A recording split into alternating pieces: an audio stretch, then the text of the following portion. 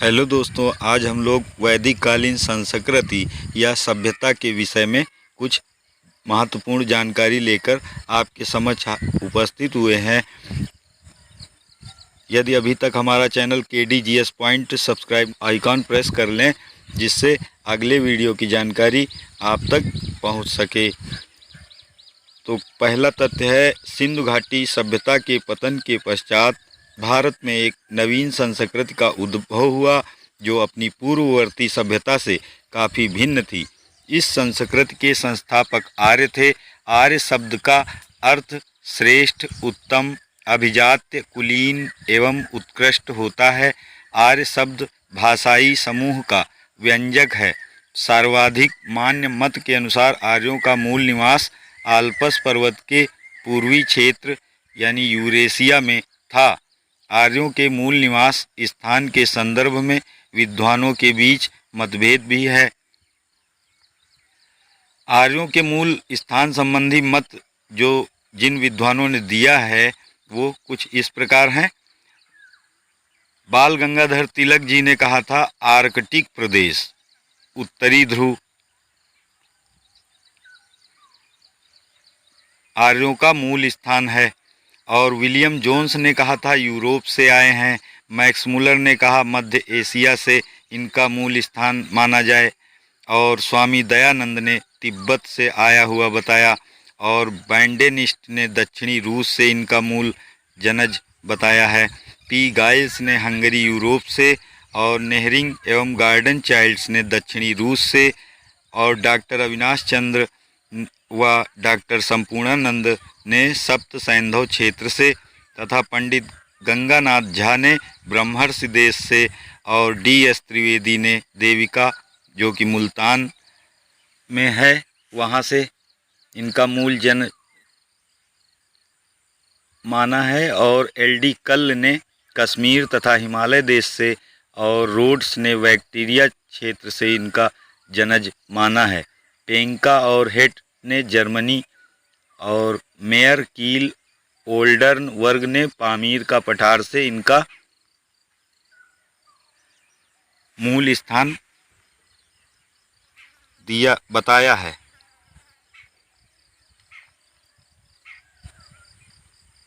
यहाँ पे कुछ स्मार्ट फैक्ट्स हैं आपके लिए। आर्यों की भाषा संस्कृत थी। संस्कृत भारोपीय यानी भारत और यूरोपीय भाषा परिवार का हिस्सा है। भारत की कई भाषाएं जैसे असमिया, गुजराती, हिंदी, कश्मीरी एवं सिंधी एशियाई भाषा जैसे फारसी, यूरोपीय भाषा जैसे अंग्रेजी, फ्रांसीसी, जर्मनी, यूनानी, इतालवी, स्पेनिश आदि इसी परिवार से जुड़ी हुई हैं। अगला फैक्ट है, इन्हें एक भाषा परिवार इसलिए कहा जाता है क्योंकि आरंभ में उनमें कई शब्द एक जैसे थे। आर्य हिमालय से परिचित थे। आर्यों ने कुरुक्षेत्र के निकट के प्रदेशों पर कब्जा करके उस क्षेत्र का नाम ब्रह्मावर्त या आर्यावर्त रखा था। अगला फैक्ट है, गंगा यमुना दोआब एवं उसके नज़दीक के क्षेत्रों पर कब्जा करके उस क्षेत्र का नाम ब्रह्मर्षि देश रखा। हिमालय एवं विंध्याचल पर्वतों के बीच के क्षेत्र पर कब्जा कर उस क्षेत्र का नाम मध्य प्रदेश रखा। अंत में समूचे उत्तर भारत पर कब्जा कर इस क्षेत्र का नाम आर्यावर्त रखा गया।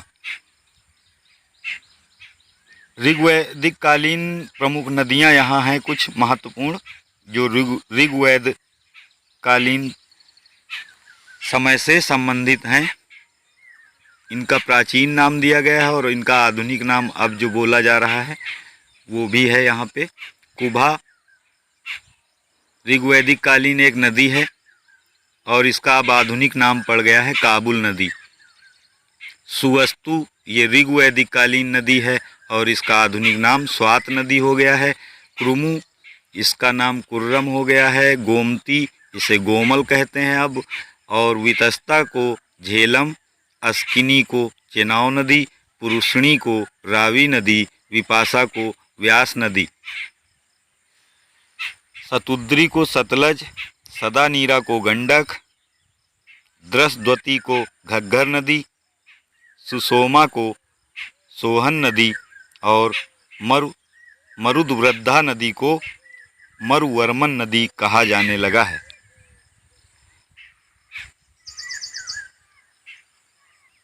ऋग्वैदिक काल के समय दशराग्य युद्ध हुआ था। इसमें ऋग्वेद में वर्णित है कि भारत वंश के राजा सुदास तथा अन्य 10 राजाओं, जिनमें 5 आर्य और 5 अनार्य के बीच परुष्णी नदी के तट पर युद्ध हुआ था, जिसमें सुदास की विजय हुई थी। भारत जन के नेता सुदास के मुख्य पुरोहित वशिष्ठ थे, जबकि 10 राजाओं के संघ के पुरोहित विश्वामित्र थे। 5 आर्य कबीले अनु, यदु, पुरु, तुर्वस एवं दस्यु तथा 5 अनार्य कबीले थे। कौन? अलिन, पक्त, भलानस, विषाणिन और शिव। ये थे। कुछ समय पश्चात पराजित राजापुर और भरत के बीच मैत्री संबंध स्थापित होने से एक नवीन कुरुवंश की स्थापना की गई थी।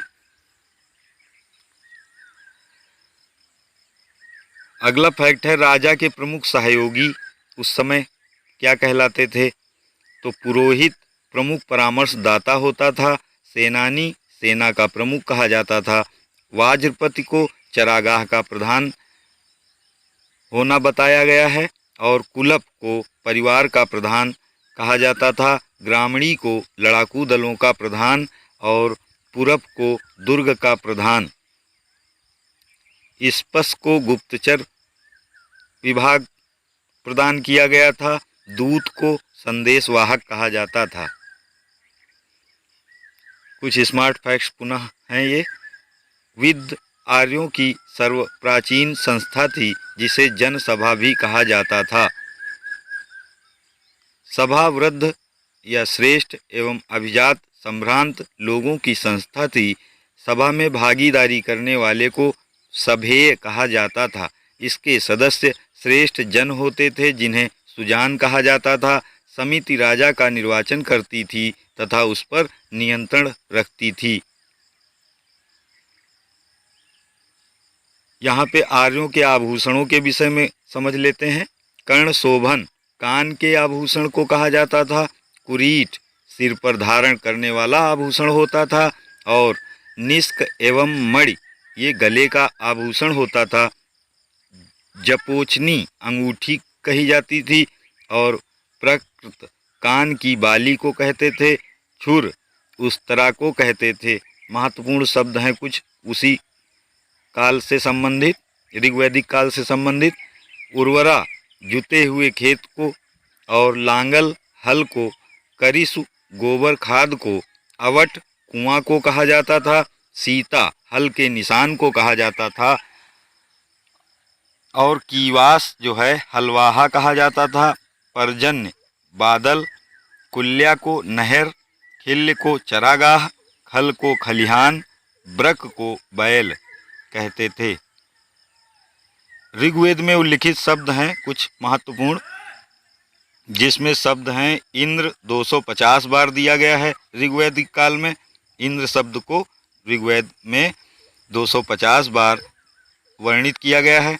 और अग्नि को 200 बार, वरुण को 330 बार, वरुण को 30 बार, जन को 275 बार और विष को 171 बार, पिता को 335 बार, माता को 234 बार, वर्ण को 23 बार, ग्राम को 13 बार, ब्राह्मण को 15 बार वर्णित किया गया है ऋग्वेद में।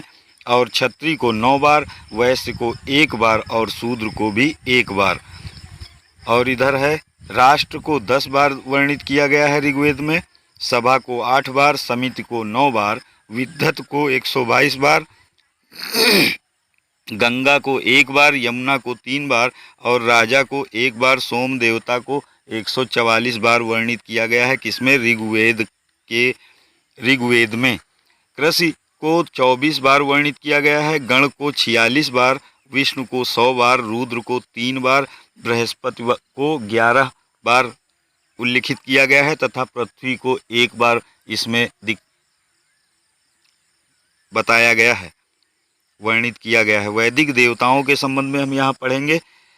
मरुत आंधी तूफान के देवता को कहते थे। पर्जन्य वर्षा के देवता को। सरस्वती नदी देवी थी और ये बाद में विद्या की देवी भी कही जाने लगी। पूषण पशुओं के देवता को कहते थे। ये उत्तर वैदिक काल में शूद्रों के देवता थे पूषण। अगला है अरण्यानी, ये जंगल की देवी कही जाती थी। यम मृत्यु के देवता को कहते थे। मित्र शपथ एवं प्रतिज्ञा के देवता को तथा अश्विन चिकित्सा के देवता को और सूर्य जीवन देने वाला भुवन चक्षु कहा जाता था। त्वच्छा धातुओं के देवता को कहते थे। आर्ष विवाह और संधि के देवता को कहते थे। विवस्तान देवताओं के जनक थे और सोम वनस्पति के देवता को कहते थे। स्मार्ट फैक्ट्स हैं पुनः। ऋग्वेद में 100 पतवारों वाली नौका से यात्रा करने का विवरण मिलता है और ऋग्वेद में एक छात्र लिखता है कि मैं कवि हूँ, मेरे पिता चिकित्सक हैं और मेरी माता आटा पीसती है। आर्य लोग नमक एवं मछली का प्रयोग नहीं करते थे। ऋग्वेद में मित्र और वरुण का सहस्र स्तंभों वाले भवन में निवास करने का उल्लेख मिलता है। घौ आकाश को ऋग्वैदिक कालीन देवों में सबसे प्राचीन माना जाता है। अश्विन पूषण के पिता तथा उषा के भाई थे। इन्हें नासत्य भी कहा जाता है। ये दुर्घटनाग्रस्त नाव के यात्रियों की रक्षा तथा युवतियों के लिए वर की तलाश करते थे। कौन? अश्विन। पूषण सूर्य से संबद्ध देवता थे जिनके रथ को बकरे खींचते थे।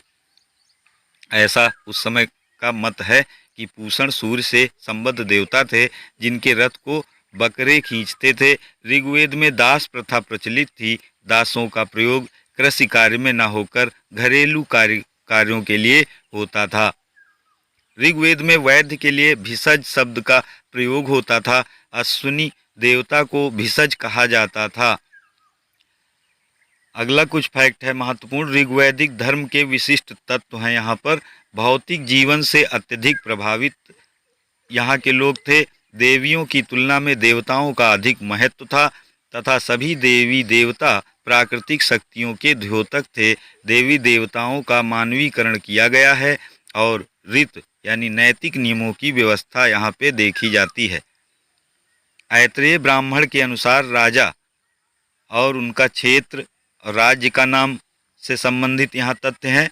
तो पूर्व क्षेत्र को राज्य का नाम दिया गया था साम्राज्य और यहाँ के राजा का नाम होता था सम्राट, तथा पश्चिम क्षेत्र में स्वराज्य राज्य का नाम था और राजा का नाम होता था उस समय स्वराट। उत्तर क्षेत्र की तरफ जो राज्य का नाम था उसे वैराज्य कहते थे और यहाँ के राजा का नाम होता था विराट।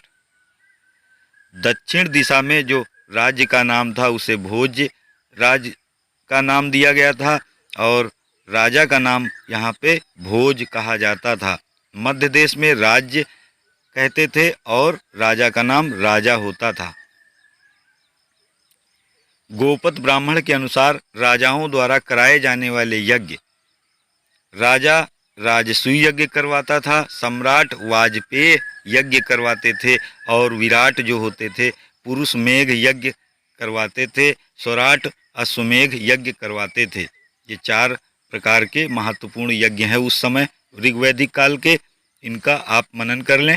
धार्मिक पुरोहित, मुख्यतः 4 प्रकार के पुरोहित थे उस समय। होता, ऋज संहिता का पाठ करने वाला व्यक्ति जो होता था उसे होता कहा जाता था। उद्गाता, सामवेद का गायन करने वाले को उद्गाता कहते थे। अथर्वयु, यजुर्वेद संहिता का मंत्रोच्चार करने वाला अथर्वयु कहलाता था।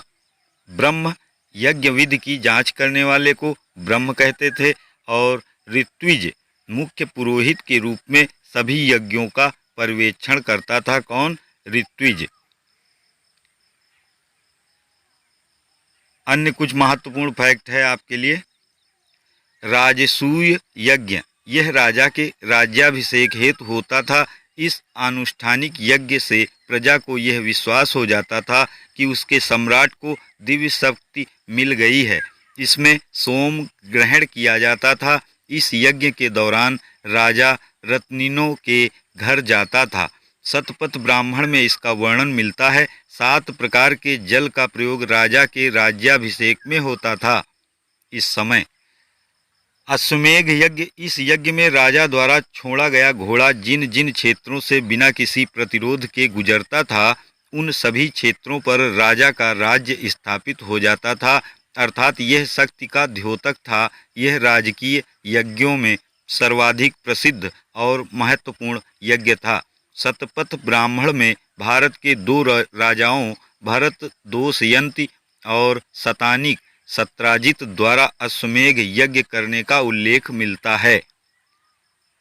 अगला यज्ञ है वाजपेय यज्ञ। इस यज्ञ में राजा रथों की दौड़ का आयोजन करता था, जिसमें राजा को सहयोगियों द्वारा विजयी बनाया जाता था। वाजपेय यज्ञ करने से राजा सम्राट बनता था तथा यह यज्ञ 17 दिन चलता था।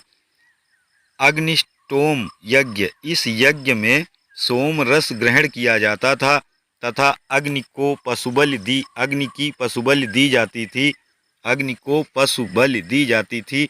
इस यज्ञ से पूर्व याज्ञिक तथा उसकी पत्नी 1 वर्ष तक सात्विक जीवन व्यतीत करते थे। अगला कुछ स्मार्ट फैक्ट्स है आपके लिए। वेदों की रचना देवताओं द्वारा किए जाने के कारण इसे अपौरुषेय कहा जाता है। अगला फैक्ट है वैदिक लोगों द्वारा सर्वप्रथम तांबे का प्रयोग किया गया था। आर्यों को एक जाति कहने वाला पहला यूरोपियन मैक्स मुलर था। वैदिक युग में जनता से वसूल किए जाने वाले कर को बलि कहा जाता था। प्रसिद्ध वाक्य अस्तो मां सद्गमय ऋग्वेद से ही लिया गया है।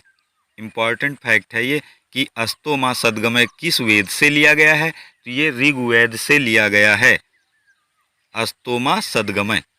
अगला फैक्ट है सत्यमेव जयते मुंडकोपनिषद से लिया गया है। अक्सर ये भी परीक्षा में पूछा जाता है कि सत्यमेव जयते किस उपनिषद से लिया गया है, तो ये मुंडकोपनिषद से लिया गया है सत्यमेव जयते। अगला फैक्ट है उत्तर वैदिक काल के वेद विरोधी और ब्राह्मण विरोधी धार्मिक अध्यापकों को श्रमण के नाम से जाना जाता था। अगला फैक्ट है मोक्ष की चर्चा सर्वप्रथम उपनिषद में मिलती है। अध्यात्म ज्ञान संबंधी यम नचिकेता संवाद कठोपनिषद में वर्णित है। अगला फैक्ट है उपनिषदों में स्पष्ट रूप से यज्ञ तथा कर्म कांड की निंदा की गई है तथा ब्रह्म को एकमात्र सत्ता स्वीकार किया गया है। अगला फैक्ट है मुंडकोपनिषद में यज्ञ को ऐसी नौका कहा गया है जिस पर भरोसा नहीं किया जा सकता। ईशोपनिषद में निष्काम कर्म सिद्धांत का प्रथम प्रतिपादन किया गया है। मृत्यु की चर्चा सर्वप्रथम शतपथ ब्राह्मण तथा मोक्ष की चर्चा सर्वप्रथम उपनिषद में मिलती है। अगला फैक्ट है पहली बार रजत यानी चांदी का उल्लेख अथर्ववेद में हुआ है। तैत्तिरीय अरण्यक में पहली बार नगर की चर्चा हुई है। अगला है पुनर्जन्म की अवधारणा पहली बार बृहदारण्यक उपनिषद में मिलती है। अगला फैक्ट है सूदखोरी एवं महाजनी की चर्चा सर्वप्रथम शतपथ ब्राह्मण में मिलती है। इंद्र को सुनासिर या हलवाहा कहा गया है। धातु के चोंच वाले फाल को प्रवीरवंत कहा जाता था। धातु के चोंच वाले फाल को प्रवीरवंत कहा जाता था। अनाज मापने का पात्र उर्दर कहलाता था। गोबर को सकृत और करिसु कहा जाता था। यहाँ पे कुछ 16 संस्कारों के विषय में हम जानेंगे। तो इसमें है अन्नप्राशन संस्कार। इसमें शिशु को उस समय छोटे मांस में अन्न खिलाया जाता था। चूड़ाकर्म संस्कार, शिशु के 3 से 8वें वर्ष के बीच कभी भी मुंडन कराया जाता था। और है कर्णवेध संस्कार, रोगों से बचने हेतु तथा आभूषण धारण करने के उद्देश्य से किया जाता था। कौन सा? कर्णवेध संस्कार। विद्यारंभ संस्कार, ये 5वें वर्ष में बच्चों को अक्षर ज्ञान कराया जाता था, तो इसे विद्यारंभ संस्कार कहते थे। उपनयन संस्कार, इस संस्कार के पश्चात बालक द्विज हो जाता था। इस संस्कार के बाद बच्चे को संयमी जीवन व्यतीत करना पड़ता था। बच्चा इसके बाद शिक्षा ग्रहण करने योग्य हो जाता था। अगला है वेदारंभ संस्कार। वेद अध्ययन करने के लिए किया जाने वाला एक प्रकार का संस्कार था। कौन सा? वेदारंभ संस्कार। केशांत संस्कार, 16 वर्ष का हो जाने पर प्रथम बार केशांत या बाल काटना उस समय किया जाता था। केशांत संस्कार किस अवस्था में? 16 वर्ष का हो जाने के बाद। अगला है गर्भाधान संस्कार। संतान उत्पन्न करने हेतु पुरुष एवं स्त्री द्वारा की जाने वाली क्रिया गर्भाधान संस्कार कहलाती थी। पुंसवन संस्कार, पुत्र प्राप्ति के लिए मंत्रोच्चारण करना पुंसवन संस्कार कहलाता था। सीमंतोनयन संस्कार, गर्भवती स्त्री के गर्भ की रक्षा हेतु किया जाने वाला संस्कार सीमंतोनयन संस्कार कहलाता था। जात कर्म संस्कार, बच्चे के जन्म के पश्चात पिता अपने शिशु को घृत या मधु चटाता था, शहद चटाता था। बच्चे की दीर्घायु के लिए प्रार्थना की जाती थी, तो इसे जात कर्म संस्कार की संज्ञा दी गई है। नामकरण संस्कार, शिशु का नाम रखा जाता था इस संस्कार के अंतर्गत। और निष्क्रमण संस्कार, बच्चे के घर से पहली बार निकलने के अवसर पर किया जाने वाला एक संस्कार था। कौन सा? निष्क्रमण संस्कार। अगला है समापवर्तन संस्कार। विद्या अध्ययन समाप्त कर घर लौटने पर किया जाता था। यह ब्रह्मचर्य आश्रम की समाप्ति का एक संस्कार है। विवाह संस्कार, वर वधु के परिणय सूत्र में बंधन के समय किया जाने वाला संस्कार था। कौन सा? विवाह संस्कार। अंत्येष्टि संस्कार, निधन के बाद होने वाला संस्कार अंत्येष्टि संस्कार और अंतिम संस्कार होता था। 8 प्रकार के विवाह यहाँ पे दिए गए हैं। स्मृतियों, धर्मशास्त्रों एवं कौटिल्य ने अर्थशास्त्र में 8 प्रकार के विवाहों का उल्लेख किया है। ये निम्न प्रकार से हैं। प्रजापत्य विवाह, वर वधु जब धर्म का आचरण करते हुए विवाह करते हैं। इस विवाह के अंतर्गत कन्या का पिता वर को कन्या प्रदान करते हुए सामाजिक एवं धार्मिक कर्तव्यों का निर्वहन करता है, तो इसे प्रजापत्य विवाह कहा जाता है। आर्ष विवाह, कन्या का पिता वर को कन्या प्रदान करने के बदले में एक जोड़ी गाय और बैल प्राप्त करता है, तो इसे आर्ष विवाह कहते थे। दैव विवाह, जो पुरोहित यज्ञ का अनुष्ठान विधि पूर्वक करा लेता था, उसी के साथ कन्या का विवाह कर दिया जाता था, तो इसे दैव विवाह की संज्ञा दी गई। अगला है ब्रह्म विवाह। इस विवाह को सर्वोत्तम माना गया है। इसमें लड़की का पिता वेदज्ञ एवं शीलवान वर ढूंढता है। भारत में आधुनिक विवाह अधिकांशतः इसी प्रकार होते हैं। ब्रह्म विवाह। अगला है गंधर्व विवाह। यह प्रणय विवाह था। इसमें वर एवं कन्या एक दूसरे से अनुरक्त होकर अपना विवाह कर लेते थे, तो इसे गंधर्व विवाह कहते थे। असुर विवाह, इसमें कन्या का पिता अथवा इसके संबंधी धन लेकर कन्या का विवाह करते थे। यह एक प्रकार से कन्या की बिक्री थी, तो इसे असुर विवाह कहा जाता था। राक्षस विवाह, बलपूर्वक कन्या का अपहरण करके उसके साथ विवाह करना। महाभारत में छत्र धर्म कहा गया है इसे, तो इसे राक्षस विवाह कहा जाता है। पैशाच विवाह, यह विवाह का निकृष्टतम प्रकार है, जिसकी सभी शास्त्रकारों ने निंदा की है। इसमें वर छल छद्म के द्वारा कन्या के शरीर पर अधिकार कर लेता था, तो इसे पैशाच विवाह की संज्ञा दी गई थी। यहाँ पे सेल्फ चेक के अंतर्गत कुछ मल्टीपल चॉइस क्वेश्चन लेकर हम आपके समक्ष उपस्थित हुए हैं। तो इसमें पहला प्रश्न है, भारत में आर्यों की सफलता का मुख्य कारण क्या था? देशी जनजातियों के मध्य एकता का अभाव या आर्यों की बेहतर संगठनात्मक शक्ति अथवा आर्यों के उत्तम सैन्य उपकरण या सांस्कृतिक श्रेष्ठता। तो इसमें सही विकल्प होगा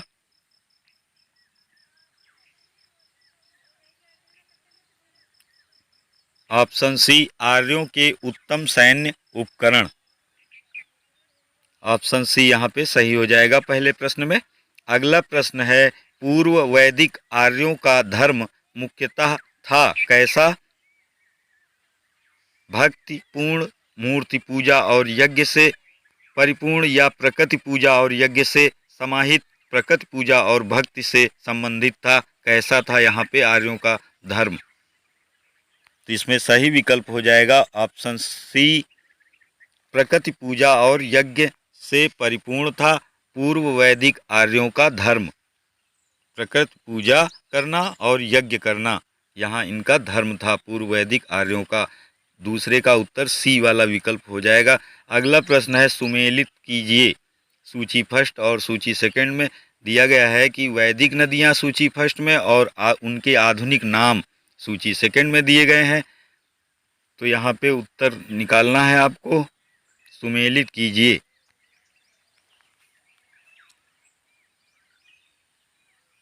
तो कुभा, प्रश्न छोटा कर दें तो आ जाए पूरा।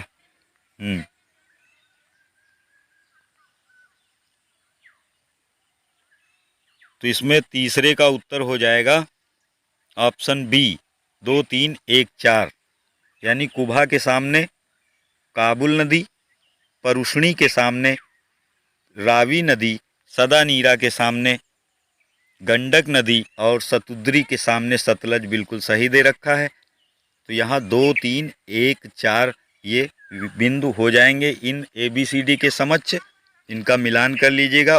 विकल्प इसका होगा तीसरे का बी, 2, 3, 1, 4। अगला प्रश्न है, निम्न में से कौन सा एक कथन सही नहीं है? ऋग्वेद में आर्य शब्द का 36 बार उल्लेख है। ईरानी भाषा का प्राचीनतम ग्रंथ अवेस्ता है। कस्साइट एवं मितन्नी अभिलेख में भी आर्य नाम का उल्लेख है। और अगला तथ्य है, आर्य शब्द प्रजातीय संकल्पना के सूचक हैं। तो इसमें सही विकल्प होगा ऑप्शन डी, आर्य शब्द प्रजातीय संकल्पना के सूचक हैं। अगला प्रश्न है, ऋग्वेद में निम्नांकित किन नदियों का उल्लेख है? उल्लेख अफगानिस्तान के साथ आर्यों के संबंध का सूचक है।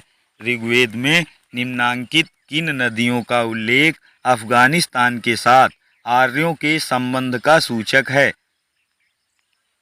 तो इसमें सही उत्तर होगा ऑप्शन सी, कुभा या क्रमु नदी का उल्लेख इसमें है। कहाँ पर? ऋग्वेद में। कुभा नदी और क्रमु नदी एक ही हैं जो कि अफगानिस्तान में है और ये ऋग्वेद में वर्णित नदी है। यहाँ पे इन्हीं प्रश्नों का उत्तर दिया गया है। इनसे उपरोक्त प्रश्नों का मिलान कर सकते हैं। कुछ अन्य मल्टीपल चॉइस क्वेश्चन हम लेकर आए हैं, जिसमें पहला प्रश्न है सुमेलित की करने से संबंधित। एक तरफ वेद दिए गए हैं और दूसरी तरफ उनकी विषय वस्तु दी गई है, तो इनका मिलान करना है। तो पहला प्रश्न,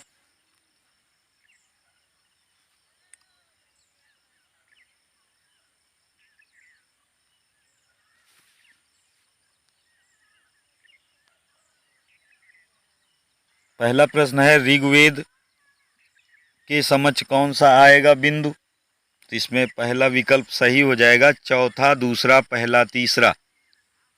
चौथा, दूसरा और पहला, तीसरा इनके समक्ष आ जाएंगे। ऋग्वेद स्रोत एवं प्रार्थनाएं, स्त्रोत एवं प्रार्थनाएं ऋग्वेद के सामने आएगा चौथा बिंदु, और यजुर्वेद के सामने आएगा दूसरा वाला बिंदु। स्त्रोत एवं कर्मकांड सामवेद के समक्ष आएगा संगीतमय स्त्रोत, और अथर्ववेद के समक्ष बिंदु 3 तंत्र मंत्र एवं वशीकरण से संबंधित था। कौन सा? अथर्ववेद। अगला प्रश्न है, निम्न कथनों पर विचार करें एवं सही उत्तर का चयन करें। उत्तर वैदिक कालीन ग्रंथों में संन्यास का उल्लेख मिलता है? राष्ट्र एवं राजा का उल्लेख सर्वप्रथम उत्तर वैदिक काल में मिलता है। उपरोक्त कथनों में से कौन सा सही है? तो इसमें केवल तथ्य दूसरा सही है, ऑप्शन बी हो जाएगा उत्तर। इसमें राष्ट्र एवं राजा का उल्लेख सर्वप्रथम उत्तर वैदिक काल में मिलता है। ये यहाँ पे बिंदु बिल्कुल सही दिया गया है। अगला प्रश्न है, निम्न में से कौन सही सुमेलित नहीं है? राजसूय यज्ञ ऐच्छिक धार्मिक अनुष्ठान बड़ा यज्ञ से संबंधित है क्या? अश्वमेघ यज्ञ राज्य का विस्तार एवं राज्य के लोगों को सुख समृद्धि प्रदान करने से संबंधित है क्या? या वाजपेय यज्ञ शक्तिशाली राज्य की शक्ति प्रदर्शित करने से संबंधित है क्या? या उपरोक्त में से कोई नहीं? तो तीसरे नंबर प्रश्न में सही उत्तर हो जाएगा ऑप्शन सी, ये वाला यहाँ पे सुमेलित नहीं है। वाजपेय यज्ञ शक्तिशाली राज्य की शक्ति प्रदर्शित करने से संबंधित एक यज्ञ नहीं है। बाकी ए, बी और ए बी विकल्प में जो तथ्य दिए गए हैं वो बिल्कुल सुमेलित हैं, राजसूय यज्ञ से संबंधित और अश्वमेघ यज्ञ से संबंधित। अगला प्रश्न है, धर्म तथा ऋतु भारत की प्राचीन वैदिक सभ्यता के एक केंद्रीय विचार को चित्रित करते हैं। इस संदर्भ में निम्नलिखित कथनों पर विचार कीजिए। धर्म व्यक्ति के दायित्वों एवं स्वयं तथा दूसरों के प्रति व्यक्तिगत कर्तव्यों की संकल्पना था। और दूसरा तथ्य है, ऋतु मूलभूत नैतिक विधान था जो सृष्टि और उसमें अंतर्निहित सारे तत्वों के क्रियाकलापों को संचालित करता था। तो इसमें कौन सा विकल्प सही होगा चौथे नंबर प्रश्न में? इसमें सही हो जाएगा ऑप्शन सी, पहला और दूसरा दोनों तथ्य यहाँ पे बिल्कुल सही दिए गए हैं।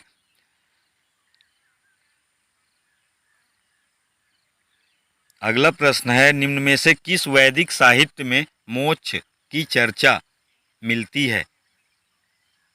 ऋग्वेद में, परवर्ती संहिताएं, या ब्राह्मण में, या उपनिषद में? तो इसमें सही उत्तर हो जाएगा ऑप्शन डी, उपनिषद में। वैदिक साहित्य में मोक्ष की चर्चा मिलती है। किस वैदिक साहित्य में मोक्ष की चर्चा मिलती है? तो वो है उपनिषद। यहाँ पे इन्हीं प्रश्नों के उत्तर दिए गए हैं। उपरोक्त प्रश्नों का मिलान आप कर सकते हैं। यदि अभी तक मेरा चैनल KDGS पॉइंट सब्सक्राइब ना किया हो तो कृपया बेल आइकॉन प्रेस कर लें और सब्सक्राइब कर लें, जिससे हमारे अगले वीडियो की जानकारी आप तक यथासमय पहुंच सके। स्वस्थ रहें, मस्त रहें। धन्यवाद।